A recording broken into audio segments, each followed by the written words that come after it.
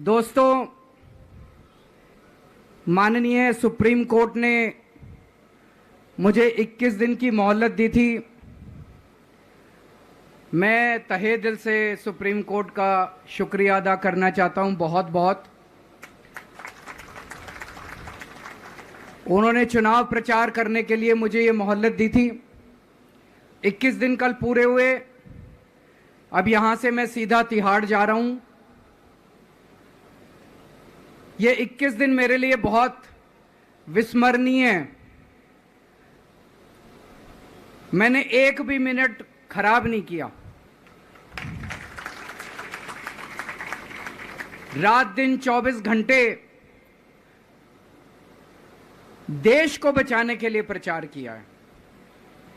केवल आम आदमी पार्टी के लिए प्रचार नहीं किया, सारी पार्टियों के लिए प्रचार किया। बंबई भी गया, भिवंडी भी गया, हरियाणा भी गया, उत्तर प्रदेश भी गया, पंजाब भी गया, जमशेदपुर भी गया।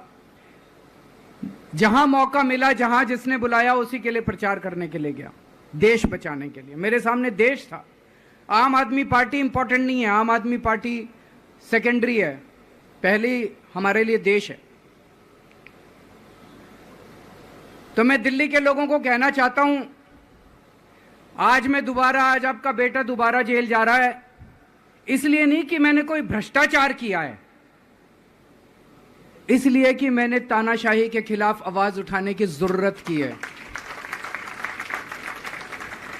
इस प्रचार के दौरान एक सबसे बढ़िया बात यह हुई कि सारे देश के सामने प्रधानमंत्री श्री नरेंद्र मोदी जी ने यह कबूल किया कि उनके पास मेरे खिलाफ रत्ती भर भी सबूत नहीं है। हम कहते थे ना, जब भी हमसे पूछा जाता था कि भाई ये कह रहे हैं 100 करोड़ रिश्वत ली, 100 करोड़ रिश्वत ली, वो 100 करोड़ कहां गया?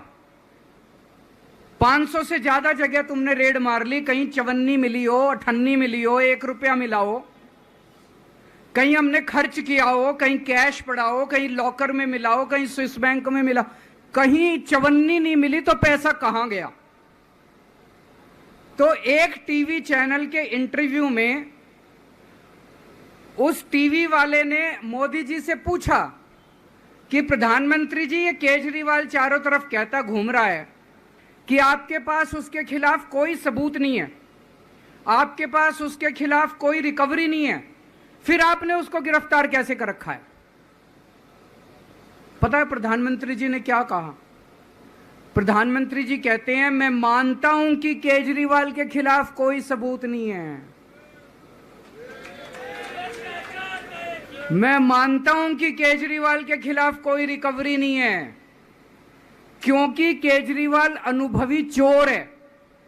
चलो मान लिया मैं अनुभवी चोर हूं, तुम्हारे पास सबूत तो नहीं है, तुम्हारे पास रिकवरी तो नहीं है, तो यूं ही डाल दिया मेरे को जेल में, बिना सबूत के डाल दिया मेरे को जेल में, बिना रिकवरी के डाल दिया जेल में। देश के इतिहास में 75 साल में सबसे ज्यादा बहुमत से आई हुई सरकार है। एक बार 70 में से 67 सीट, दूसरी बार 70 में से 62 सीट, 55% से ज्यादा वोट शेयर। इतने भारी बहुमत वाली सरकार के मुख्यमंत्री को आपने बिना सबूत के जेल में डाल दिया। यही तो तानाशाही है कि जिसका मन करेगा मैं उसी को जेल में डाल दूंगा, जिसका मन करेगा उसी को जेल में डाल दूंगा। और पूरे देश को मैसेज दे दिया कि अगर मैंने केजरीवाल को फर्जी केस में जेल में डाल दिया तो तुम्हारी तो औकात ही क्या है, किसी को भी पकड़ के जेल में डाल दूंगा। इसी तानाशाही के खिलाफ लड़ रहा हूं मैं, और इस किस्म की तानाशाही अपने देश को बर्दाश्त नहीं है।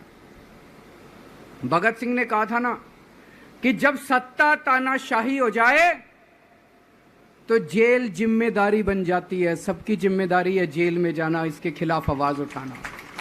भगत सिंह के चेले हैं।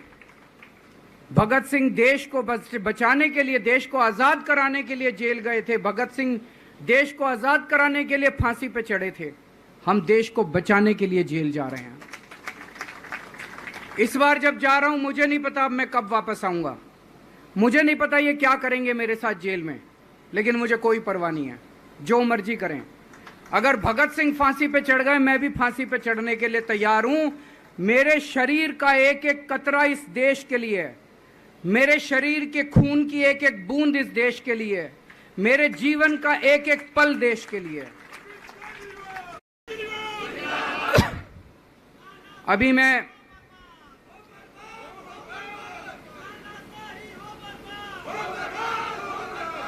अभी राजघाट गया था सभी साथियों के साथ। महात्मा गांधी की समाधि पे हम लोगों ने श्रद्धांजलि दी। गांधी जी ने इस हमारे देश से तानाशाही का अंत किया था, वो हमारे लिए प्रेरणा स्रोत हैं। उसके बाद हम कनॉट प्लेस गए, हनुमान मंदिर, वहाँ पे हमने हनुमान जी के मंदिर में जाके हनुमान जी का आशीर्वाद लिया। 4 तारीख को भी मंगलवार है, भली करेंगे बजरंग बली, करेंगे कि नहीं करेंगे? बोल बजरंग बली की। इनका नाश करेंगे, तानाशाहों का नाश करेंगे। अपने को किसी व्यक्ति विशेष से अपनी कोई दुश्मनी नहीं है, अपनी दुश्मनी तानाशाही से है, तानाशाही बर्दाश्त नहीं है अपने को। तो 4 तारीख को भी मंगलवार है और बजरंग बली का मेरे ऊपर, पार्टी के ऊपर बहुत आशीर्वाद है, देश के ऊपर बहुत आशीर्वाद है। मैं प्रार्थना करने गया था बजरंग बली को कि हे बजरंग बली, मेरे देश को बचा लो। अभी कल एग्जिट पोल आए हैं, मेरे से लिखवा लो, सारे एग्जिट पोल फर्जी हैं, बिल्कुल फर्जी हैं। एक एग्जिट पोल वाले ने राजस्थान में टोटल 25 सीट है, उसमें 25 में से 33 दे दिए उन्होंने बीजेपी को। ऊपर से आया होगा भाई बीजेपी को ज्यादा देने हैं, तो उसने कहा मोदी जी क्या याद रखोगे आप भी, आपको 25 में से 33 दे दिए। तो पूरा का पूरा फर्जी है, पूरा एग्जिट पोल फर्जी है। लेकिन असली मुद्दा ये है, इनको गिनती से 3 दिन पहले फर्जी एग्जिट पोल कराने की क्या जरूरत थी, ये समझने वाली बात है। मेरे को भी समझ नहीं आया, कई सारे लोगों की कई सारी बातें चल रही हैं। एक ये चल रहा है कि इन्होंने मशीनों का घोटाला कर दिया, लेकिन मैंने संदीप पाठक को भी बोला है और मैं सारे इंडिया गठबंधन की पार्टियों को बोलना चाहता हूं, अपने अपने काउंटिंग एजेंट को बोल दो पूरी तरह से सतर्क रहे। आखिरी तक अगर हार भी रहे हैं तब भी उठ के ना आए। कई बार क्या होता है, 1 राउंड में, 2 राउंड में, 3 राउंड में हार गए तो उठ के चले जाते हैं। उठ के नहीं जाना, सबसे लास्ट में रैंडम जितने बूथ होते हैं, ईवीएम मशीन होती है, उसकी पर्चियां पड़ती हैं। उन पर्चियों में से 5% पर्चियां उठाई जाती हैं। उन 5% ईवीएम की मैचिंग वीवीपैट की स्लिप से कराई जाती है। वीवीपैट पे जो स्लिप है उसकी काउंटिंग होती है, जैसे बैलेट पेपर की काउंटिंग होती थी, और उसकी काउंटिंग और ईवीएम की चेकिंग होती है दोनों की। एक भी मशीन अगर मैच ना करे तो वहां चुनाव रद्द कर दिया जाता है।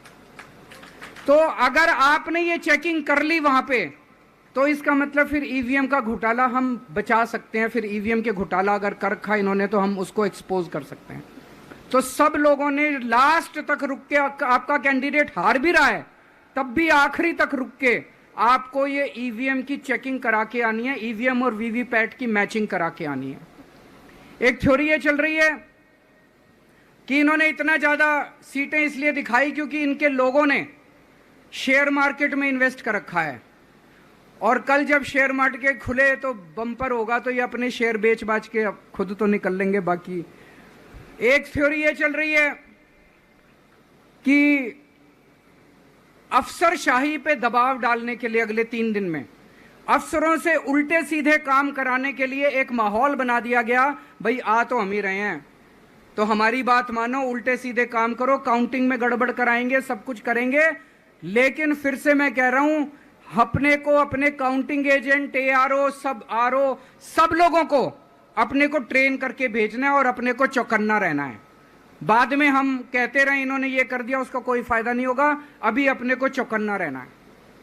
एक थ्योरी ये चल रही है कि अगर इन्होंने कल ही कम सीट दिखा दी होती एग्जिट पोल वालों ने, तो हो सकता है कि इन दोनों के खिलाफ आरएसएस में और बीजेपी में कल ही बगावत शुरू हो जाती। 4 तारीख तक इंतजार ही नहीं होता, हो सकता है। तो कई सारी थ्योरी चल रही हैं, लेकिन अपने को सतर्क रहना है, चौकन्ना रहना है। मेरा अपना मानना है कि 4 तारीख को इनकी सरकार नहीं बन रही है।